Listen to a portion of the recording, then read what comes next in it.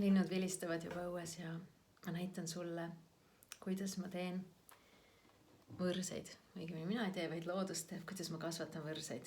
Mul on siin vihmaussi muld ja tihtipeale ma hilissügiseti korjan mutimulla hunnikutest mulda, et mul oleks see olemas. Ja hoian siis kilekotis talvel. Siis ma kastan seda enne, sellepärast, et kui ma pärast panen need seemned, siis need kastmisveega lähevad kõik ühte kohta laiali.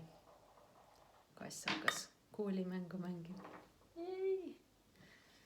Nii, ja see muld on päris kuiv, ehk siis talle jäävad praegu need veetilgad nagu mullid siia peale. Sellega ma ei arvestanud. Igal juhul kastsin seda praegu.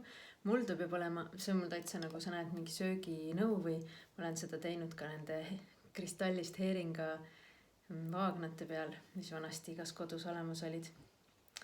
Ja need mullid juba hakkavad sisse imenduma, veemullid. Ja ma panen mulda küllaltki triiki täis, sellepärast, et siis on mugavam neid võrseid lõigata siit pealt. Ja kass mängib päriselt keeglit. No nii. Ja siis mul on rukola seemned. Rukola ja tegelikult brokoli on kõige paremad minu meelest. Nad on sellised vähenõudlikud, et kindlasti neist tuleb palju võrseid. Ja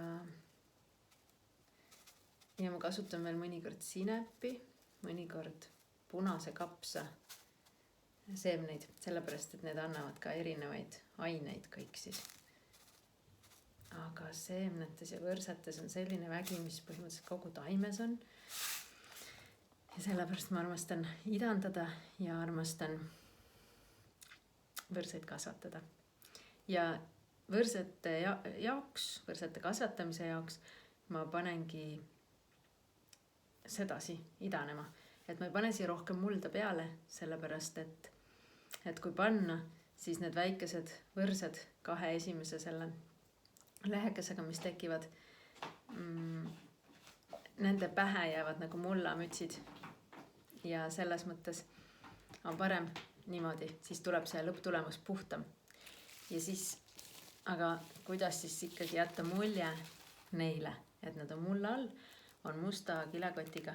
See on siis lihtsalt prügikott. Panen selle peale ja siis ma võib panna kappi või siis ma panen vannitoa põrandale. Lihtsalt sedasi ja käin siis iga päev. Kas siis on mänguaeg praegu? Käin siis iga päev kastmas.